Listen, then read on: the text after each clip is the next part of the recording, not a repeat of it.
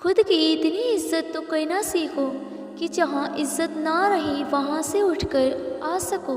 खुद की इतनी इज्जत तो करो कि जो तुम्हें ठुकरा दे उसकी तरफ वापस पलट कर ना जाओ।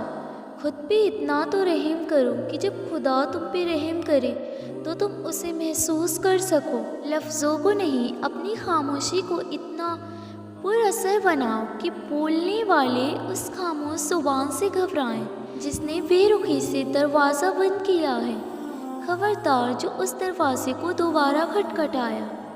और तुम ना तब अकेले थे जब तुम्हारे गिर्द हज़ारों का हुजूम था, और ना तुम अब अकेले हो जब तुम्हारे पास खुद अपनी ज़ात भी नहीं। याद रखो, सारी कायनात भी तुमसे मुंह फेर लेना तो वो तुम्हारा खुदा तुम्हें काफ़ी है।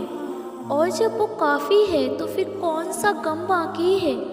मुखलिसी से लेकर मोहब्बत तक का सिला बस वही देता है। दुनिया ना तुम्हें कुछ दे सकती है और ना तुमसे कुछ छीन सकती है।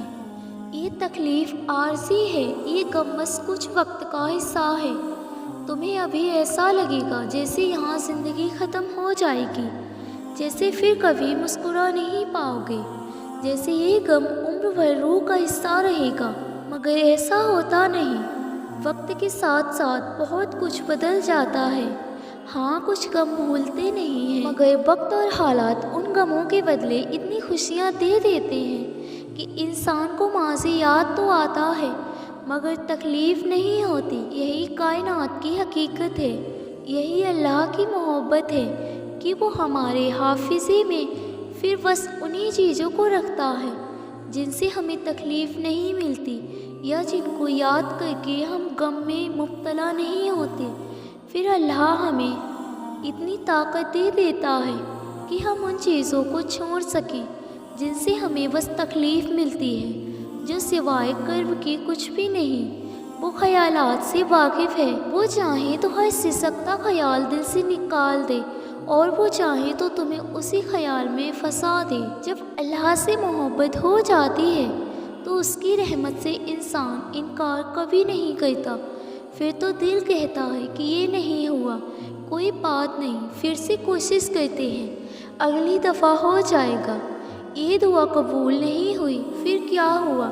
जब तक वो चाहता है झोली फैलाओ, तब तक उसके दर पे ये झोली हाजिर है। ये हसरत अधूरी रह गई, फिर क्या हुआ? अगर वो उस हसरत के ज़रिए राब्ता रखना चाहता है तो कुर्बान उसकी मसलहत पर यकीन इंसान को बहुत निडर बना देता है, क्योंकि फिर इंसान ये तस्लीम कर लेता है कि जो हुआ अल्लाह की रज़ा से हुआ और जो होगा वो भी अल्लाह की रज़ा से ही होगा, और जो चीज़ अल्लाह की रज़ा से हो उस पर तो मलाल बनता ही नहीं। हम इंसान अपने फ़ैसलों से ख़ुसार कमाते हैं, मगर अल्लाह के फ़ैसले हमेशा पुरसुकून होते हैं। कितना ही गम क्यों ना हो, जो अल्लाह के फ़ैसलों पे राज़ी होना सीख जाता है वो हमेशा नफ़ा उठाता है, नुकसान की बात नहीं होती। फिर अल्लाह खामोशी से मांगी जाने वाली दुआओं को भी सुनता है। और देखो कितना मेहरबान है रब, जो बख्शिश के हज़ारों वसीले बनाता है। कभी शब-ए मेराज, कभी शब-ए कद्र, शब-ए बारात की सूरत में ऐसा नहीं है कि उन्हीं रातों को दुआएं कबूल की जाती हैं या दुआएं सुनी जाती हैं।